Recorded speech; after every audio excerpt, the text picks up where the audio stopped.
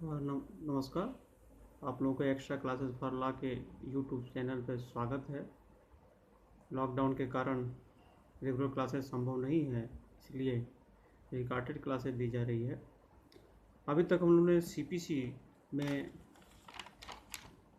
Part 4 शुरू किया है। पार्ट 4 में सूट इन पर्टिकुलर केसेस जो सेक्शन 79 टू 88 में दिया गया है, इसके अंतर्गत इसके पहले वाली क्लास में सेक्शन 79 डिस्कस किया गया था। सेक्शन 79 में बताया गया कि सरकार द्वारा या उसके विरुद्ध वाद लाया जा सकता है। यदि सरकार के विरुद्ध वाद लाए जाएंगे तो अगर केंद्र सरकार के विरुद्ध वाद लाना है तो भारत संघ के नाम से लाया जाएगा, और यदि राज्य सरकार के विरुद्ध वाद लाना है तो उस राज्य सरकार के नाम से वाद लाया जाएगा।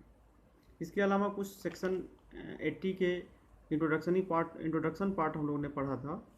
सेक्शन 80 में हम लोगों ने देखा था कि अगर सरकार के विरुद्ध अगर मुकदमा करना है तो उसे 2 माह पहले नोटिस देना आवश्यक होता है। इस नोटिस देने का ऑब्जेक्ट यह होता है कि सरकार व्यक्ति के साथ जिससे उसका विवाद है वह न्यायालय के बाहर ही मुकदमे को निपटा दे और अनावश्यक मुकदमेबाजी से बच जाए। आज हम लोग देखेंगे धारा 80 का लीगल प्रोविज़न। धारा 80 के लीगल प्रोविज़न देखेंगे हम लोग।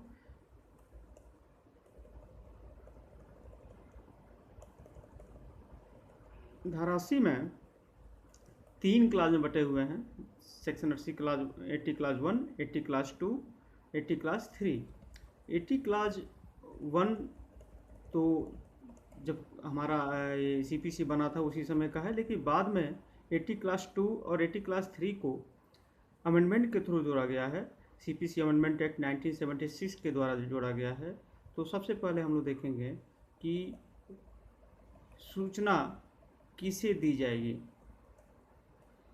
सूचना किसे दी जाएगी, देखते हैं इसे। नोटिस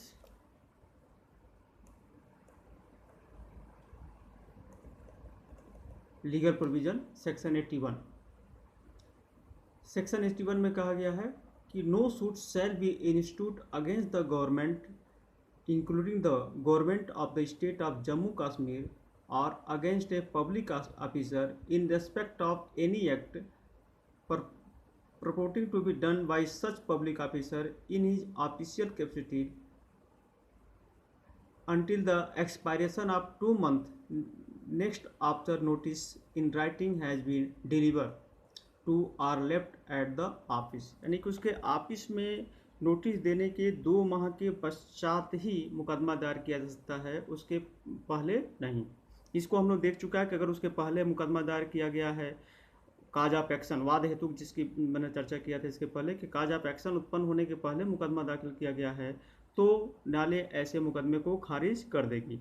अब क्वेश्चन उत्पन्न होता है कि सूचना किसे दी जाए, हु विल बी नोटिफाइड। इसके बारे में सेक्शन 80 क्लास 1 में 4 भागों में बटा हुआ है। सेक्शन 81 क्लास ए कहता है कि यदि central government except where it related to a railway, यानी कि जहाँ रेलवे से संबंधित नहीं है और केंद्रीय सरकार के विरुद्ध मुकदमा करना है तो वहाँ सरकार के सचिव को देना होगा। इसका बी पॉइंट कहता है कि अगर सेंट्रल गवर्नमेंट के विरुद्ध मुकदमा करना है आपको तो रेल के प्रधान प्रबंधक को देना होगा।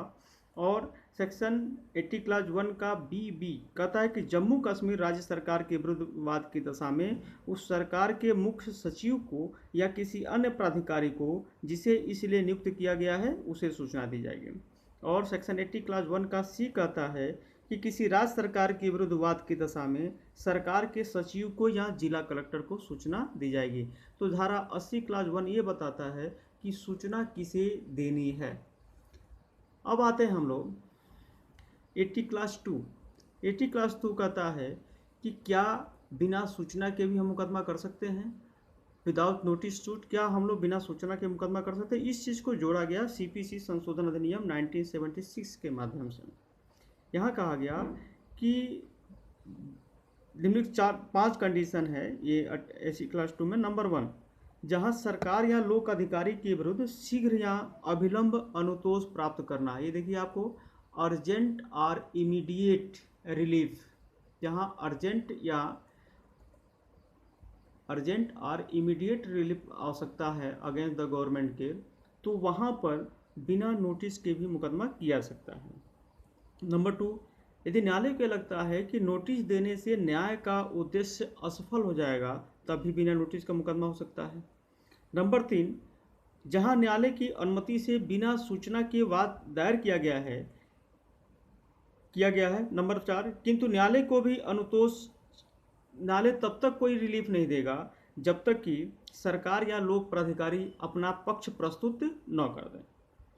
नंबर 5, पक्षकारों को सुनने के पश्चात यदि न्यायालय इस निर्णय में पहुंचता है कि इस वाद में शीघ्र अनुतोष की कोई आवश्यकता नहीं है, तो वह मुकदमे को वापस कर देगा, वाद पत्र को वापस कर देगा और कहेगा कि नोटिस की अपेक्षाओं को आप पूरा कीजिए, उसके बाद हम आपके मुकदमे को दोबारा सुनवाई करेंगे।